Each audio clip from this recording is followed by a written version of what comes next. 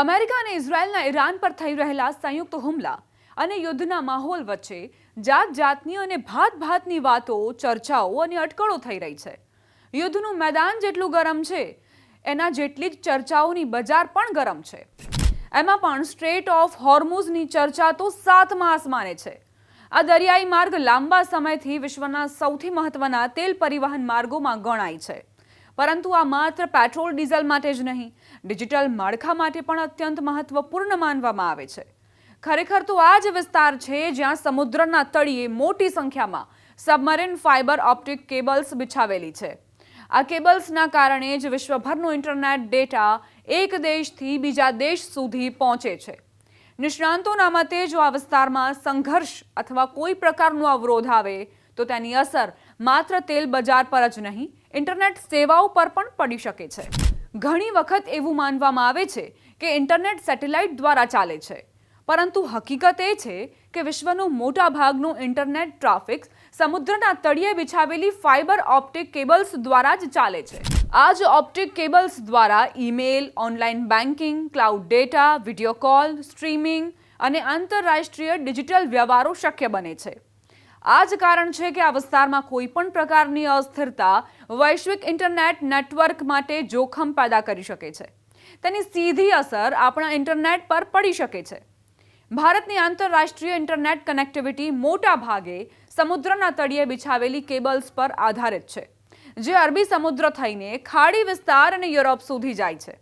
રસપ્રદ વાત એ છે કે આ કેબલ્સનો મોટો ભાગ હોર્મુઝ હાર્બરની આસપાસથી પસાર થાય છે.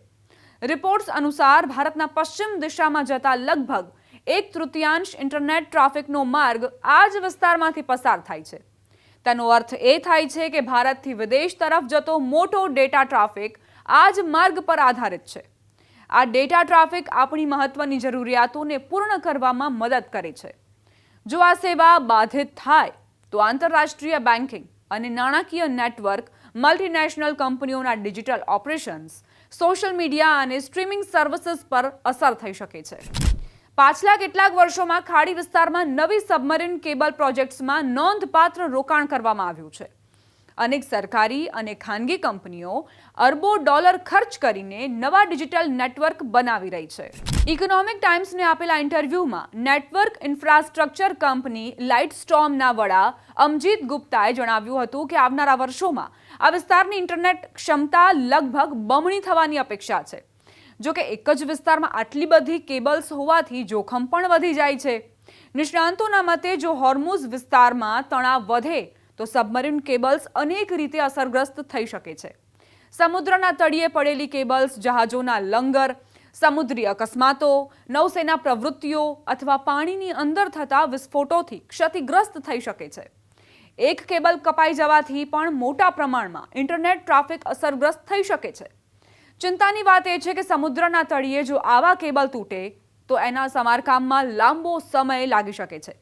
એમાં પણ યુદ્ધવાળા વિસ્તારમાં સમારકામ ક્યારે થાય એ નિશ્ચિત ન થઈ શકે.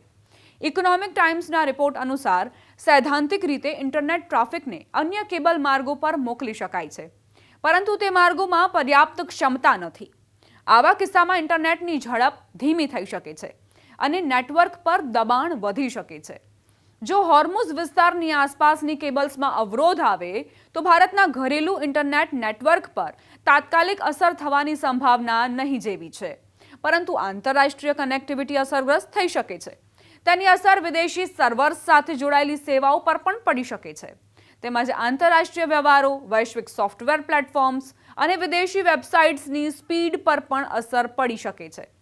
વપરાશકર્તાઓને ધીમી ઇન્ટરનેટ સ્પીડ અથવા સેવાઓમાં વિલંબનો સામનો કરવો પડી શકે છે.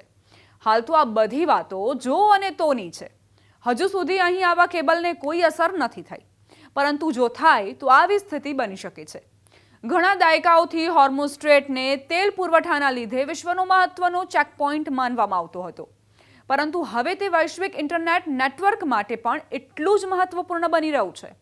નિષ્ણાંતોનું માનવું છે કે જેમ જેમ ભારતની ડિજિટલ અર્થવ્યવસ્થા ઝડપથી વધી રહી છે, તેમ તેમ આંતરરાષ્ટ્રીય ઇન્ટરનેટ માળખાની સુરક્ષા અને વૈકલ્પિક માર્ગો તૈયાર કરવા પણ વ્યૂહાત્મક રીતે અત્યંત જરૂરી બની ગયા છે. આથી આવનારા સમયમાં ભારત માટે સમુદ્રના તળિયે બિછાવેલા આ ડિજિટલ નેટવર્કને સુરક્ષિત રાખવા અને નવા માર્ગો વિકસાવવા મોટી પ્રાથમિકતા બની શકે છે.